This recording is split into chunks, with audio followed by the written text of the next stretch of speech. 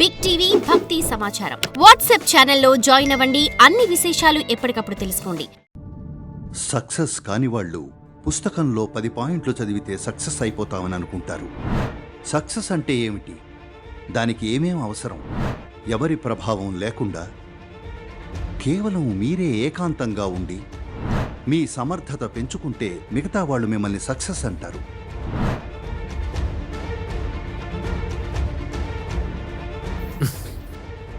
సక్సెస్కి టిప్స్ ఉండుంటే ప్రతి ఒక్కరూ సక్సెస్ అయి ఉండేవారు. సక్సెస్కి టిప్స్ లేవు. బరిలోకి దిగాలి, 1,00,000 పనులు చేయాలి. సక్సెస్ కానివాళ్లే లేదా అంతగా సక్సెస్ కానివాళ్లే ఎక్కడో ఒక పుస్తకంలో 10 పాయింట్లు చదివితే సక్సెస్ అయిపోతామని అనుకుంటారు. సక్సెస్ అయిన వాళ్లకు తెలుసు, వాళ్ళు రోజూ తలకిందులుగా తపస్సు చేస్తారు. సరేనా? పార్టీలో మాత్రమే నిటారుగా నిలబడతారు, మిగతా సమయమంతా తలకిందులుగా తపస్సే. మనం ఇది అర్థం చేసుకోవాలి. సక్సెస్ కావాలనుకుంటే సక్సెస్ వెనక పడకండి. మీరు సాధించాల్సింది సామర్థ్యాన్ని.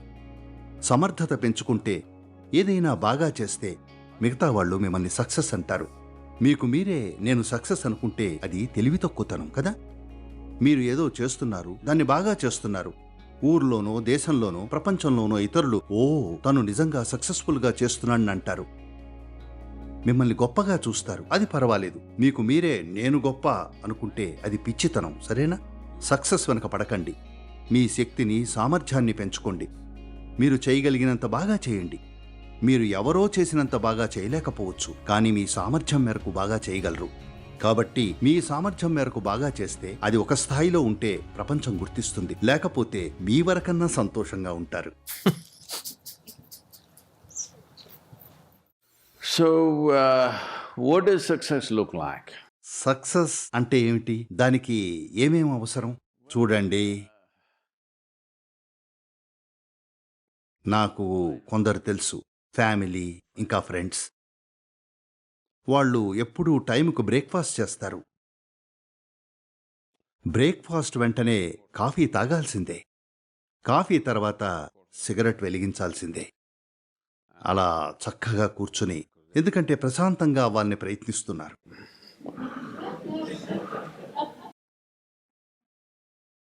ఆ తర్వాత ఉద్యోగానికి వెళతారు. సరిగ్గా లంచ్ టైంకి ఇంటికొస్తారు. భోజనం చేసి 1-2 గంటలు నిద్రపోతారు. సాయంత్రం ఒక టీ, ఆపై సిగరెట్, మళ్ళీ ఉద్యోగానికి వెళతారు. రాత్రి 8-8:30కి డిన్నర్కి మళ్ళీ ఇంటికొస్తారు. ఆపై బహుశా ఇతర విషయాలు, తాగడం, ఇది అది వాళ్ళకిష్టమైనవి. కానీ నిజంగా సక్సెస్ అయిన వాళ్ళు, అది సంగీతం, క్రీడలు, కళలు, వ్యాపారం, ఆధ్యాత్మిక ప్రక్రియ ఏదైనా కానివ్వండి, వాళ్లకు ఎప్పుడు తిన్నారో, ఎప్పుడు నిద్రపోయారో, ఎప్పుడు మధ్యాహ్నం విశ్రాంతి తీసుకున్నారో తెలీదు. నా జీవితంలో అలాంటిది చూడనే లేదు.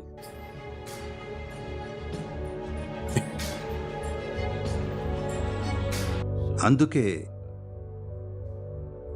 తాము చేసేదానిలో విజయవంతం కావాలనుకునేవాళ్ళు,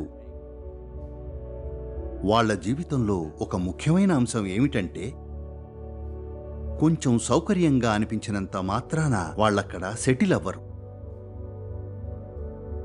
ఎందుకంటే మీకు సౌకర్యం కలిగేది మిమ్మల్ని సమాధిలో పెట్టినప్పుడే. చాలా సౌకర్యంగా ఉంటారు. కానీ ఇప్పుడు ఏది ముఖ్యమంటే, జీవితానుభవం గొప్పగా ఉండాలి. ఇంకా చేసే పని ప్రభావవంతంగా ఉండాలి. ఎందుకంటే మీకు అపరిమితమైన ఆయుష్ ఇచ్చి ఉంటే మీరు అవన్నీ చెయ్యొచ్చు. తప్పేమీ లేదు. నేను వాటిని వ్యతిరేకించడం లేదు. కానీ మీకు ఇవ్వబడింది చాలా తక్కువ సమయం. మానవుడిగా ఉండటంలోని సంభావ్యతలతో పోలిస్తే అదే సమస్య. మీలో ప్రతి ఒక్కరికి మీ జీవితం విలువైంది, అవునా? అది అమూల్యమైన జీవితం. అది అంత విలువైందైనప్పుడు ఈ జీవితాన్ని ఎక్కడ పెట్టుబడి పెట్టాలనుకుంటున్నారు? ఎందుకంటే మీరు, నా జీవితం అనేది కేవలం కొంత సమయం, ఇంకా కొంత శక్తి మాత్రమే, అవునా కదా? అవునా? మీరిక్కడ కూర్చుని ఉండగా మీ జీవితం గడిచిపోతోందా లేదా?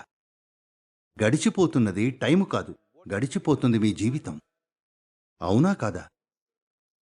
So this energy that you call as my life, మరి నా జీవితం అనే ఈ శక్తిని ఎక్కడ పెట్టుబడి పెడతారు? నిజంగా విలువైన పని చేస్తుంటే ఏం జరిగిందో తెలిసేలోపే అది అయిపోతుంది.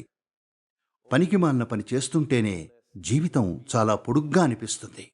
గమనించారా? ఫలానా రోజున మీరు చాలా సంతోషంగా ఉన్నప్పుడు 24 గంటలు అలా గడిచిపోతాయి, క్షణకాలం అన్నట్టుగా. అదే బాధలో ఉన్నప్పుడు 24 గంటలు 10 సంవత్సరాల్లా అనిపిస్తుంది. గమనించారా లేదా? కాబట్టి దుఃఖంలో ఉన్న వాళ్లకే పొడవైన జీవితం ఉంటుంది. ఆనందంగా ఉన్నవాళ్లకి జీవితం అలా వెళ్ళిపోతుంది, 2 రోజుల్లా అలా గడిచిపోతుంది. మీరు నిజంగా సృష్టించాలనుకున్నది సృష్టిస్తున్నప్పుడు. అందుకే ప్రతి యువతి యువకుడు చేయాల్సిన ఒక పని ఏమిటంటే, మీ వయసులో ఉన్న ఇతరుల ప్రభావం లేకుండా, మీ ప్రొఫెసర్ల ప్రభావం లేకుండా, మీ తల్లిదండ్రుల ప్రభావం లేకుండా, అలాగే ఏ ఇతర ప్రభావం లేకుండా కేవలం మీరే ఎక్కడన్నా ఏకాంతంగా ఉండండి. కనీసం 2-3 రోజుల పాటు ఉండండి. పరిశీలించి చూసుకోండి, ఈ అమూల్యమైన జీవితాన్ని దేనిలో పెట్టుబడి పెట్టాలనుకుంటున్నాను. ఇప్పుడు విలువైనది, 50 సంవత్సరాల తర్వాత కూడా విలువైనదిగా ఉండేది ఏది, నా జీవితాన్ని వెచ్చించదగ్గది ఏది అని. ఆపై మీ జీవితాన్ని దానిలో పెట్టుబడి పెట్టండి. అది ఏదైనా పర్వాలేదు, ఎంత చిన్నదైనా ఎంత గొప్పదైనా. ఇది నిజంగా విలువైందని మీరు భావిస్తున్న దాంట్లో మీ జీవితాన్ని పెట్టుబడి పెడితే అది సార్థకమైన జీవితం అవుతుంది. For more videos like this, subscribe Big TV channel.